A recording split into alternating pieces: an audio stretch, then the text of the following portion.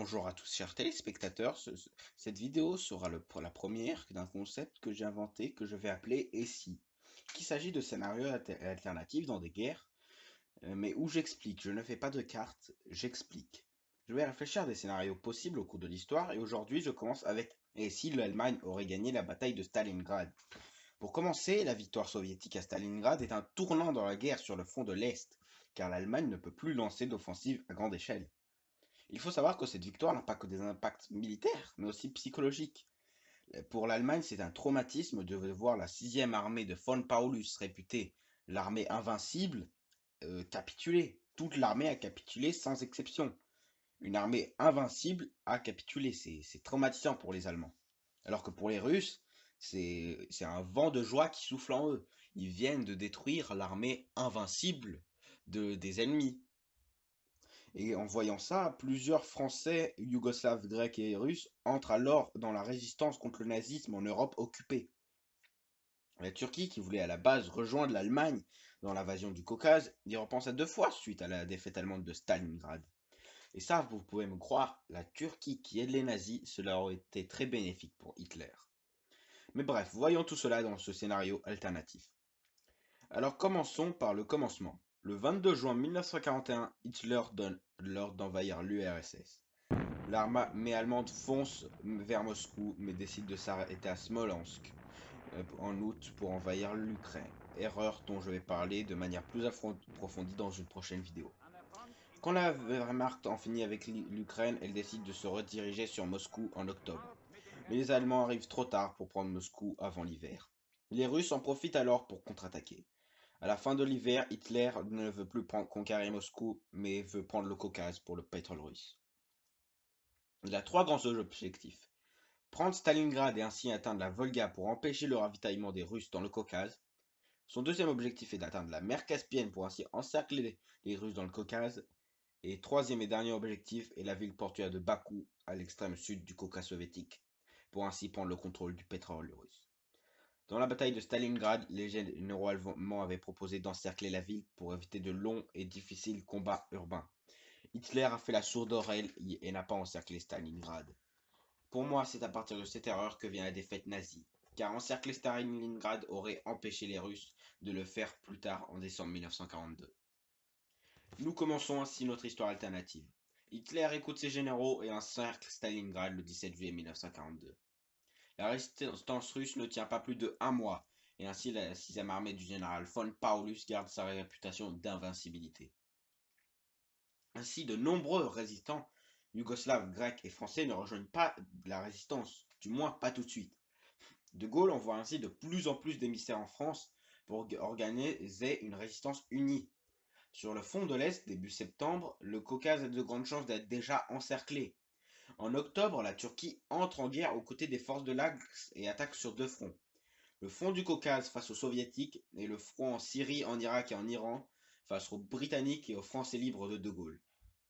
La ville portuaire de Bakou a de grandes chances d'être atteinte avant l'hiver, qui cette fois-ci sera plutôt au profit de l'Allemagne nazie. En effet, l'Allemagne profite de l'hiver pour produire de nombreux chars et avions.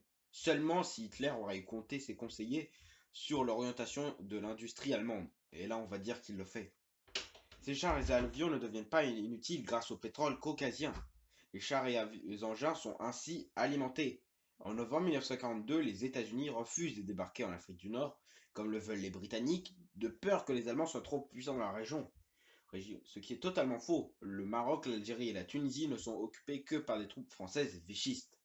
Et malgré cela, cette peur fait de l'effet, retardant l'opération Torche pour encore longtemps. Fin printemps, Hitler donne de nouveaux ordres d'attaque en URSS. Il a 4 objectifs. Il veut atteindre Mourmansk depuis le nord de la Finlande pour empêcher les Alliés de ravitailler l'URSS.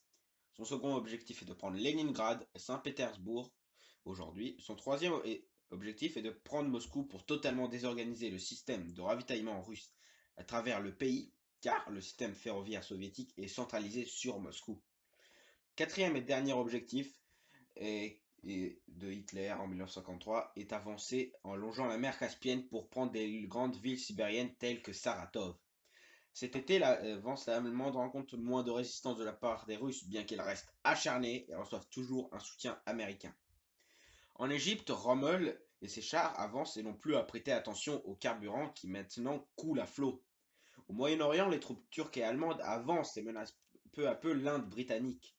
Bientôt, elles arrivent en Israël où les nazis profitent pour faire de grands massacres de juifs, bien que l'Israël ne soit pas encore beaucoup peuplé de juifs.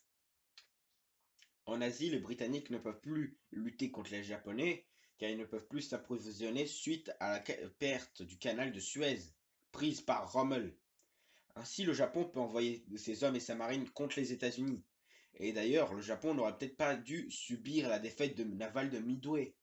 Les Japonais dirigent leurs offensives contre l'Australie pour empêcher que les Américains soient trop proches des îles indonésiennes japonaises. En gros, sans l'Australie, les Américains auraient un plus long chemin à faire s'ils veulent débarquer sur des îles du Pacifique. Hitler demande aux Japonais de lancer des offensives en URSS depuis leur territoire conquis en Chine et d'attaquer l'Inde. Le Japon accepte seulement la première option d'attaquer l'URSS.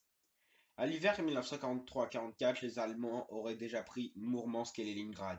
Les Russes auraient peut-être pu encore conserver Moscou et le contrôle de la mer Caspienne, mais seraient grandement affaiblis, se recevant de moins en moins de matériel en provenance des États-Unis.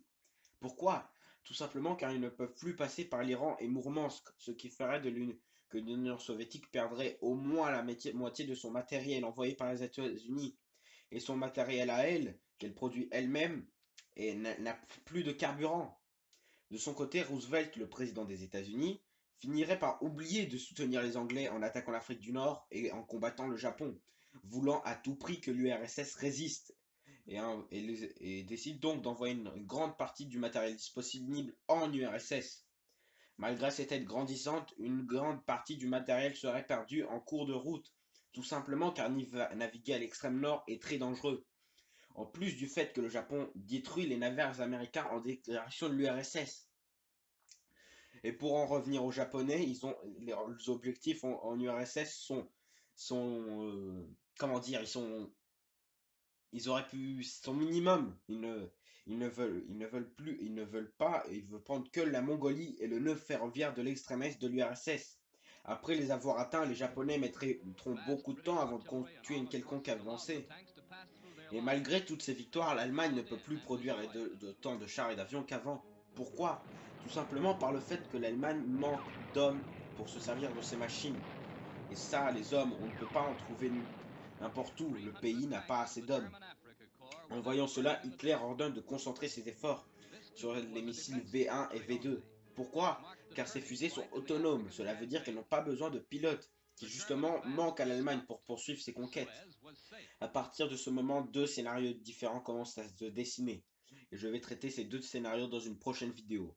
Et j'espère que tu as aimé cette première partie de l'histoire alternative. Mets un like, abonne-toi, commente et partage. A plus. Si tu veux proposer des sujets de vidéo, n'hésite pas, propose. Si tu veux voir d'autres vidéos alternatives ou des vraies vidéos historiques, clique sur s'abonner et active les notifications.